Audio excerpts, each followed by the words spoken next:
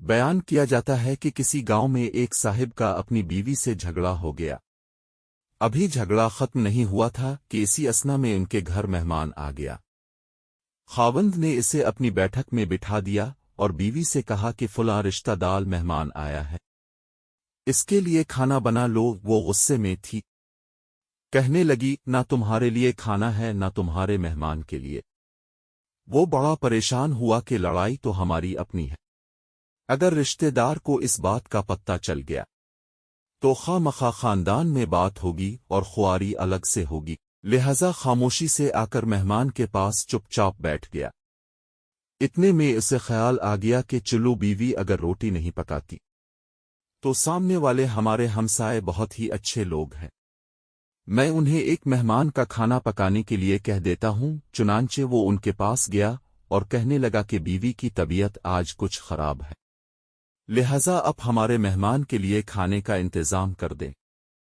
انہوں نے کہا ٹھیک ہے۔ وہ مطمئن ہو کر مہمان کے پاس آ کر بیٹھ گیا کہ مہمان کو کم از کم کھانا تو مل جائے گا، جس سے میری عزت بھی بچ جائے گی۔ تھوڑی دیر کے بعد مہمان نے کہا کہ ذرا ٹھنڈا پانی تو لا دیجیے۔ وہ اٹھا کے گھڑے کا ٹھنڈا پانی لاتا ہوں۔ اندر گیا تو دیکھا کہ بیوی تو زاروں قطار رو رہی ہے۔ وہ بڑا حیران ہوا اور کہنے لگا کیا بات ہے؟ اس نے پہلے سے بھی زیادہ رونا شروع کر دیا۔ کہنے لگی بس مجھے معاف کر دیں۔ اس کے خاوند نے کہا کہ بتاؤ تو صحیح آخر تمہارے رونے کی وجہ کیا ہے؟ تم ایسے کیوں رو رہی ہو؟ بیوی نے کہا کہ پہلے مجھے معاف کر دیں، پھر میں آپ کو اپنی بات سناؤں گی۔ خیر اس نے کہہ دیا کہ جو لڑائی جھگڑا ہوا ہے میں نے وہ دل سے نکال دیا ہے اور تمہیں معاف کر دیا ہے۔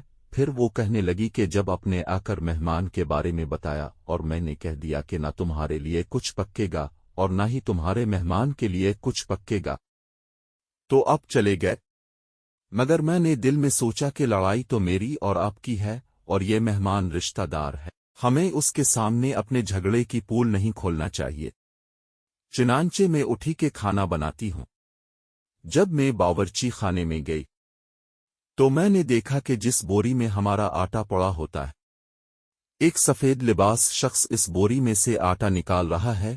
میں یہ منظر دیکھ کر سہم سی گئی۔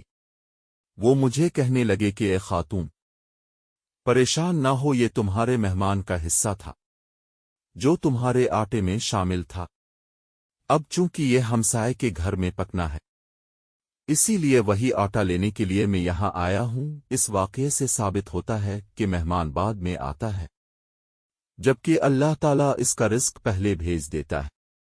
یہ واقعہ کتاب خطبات فقیر سے ماخوذ کیا گیا۔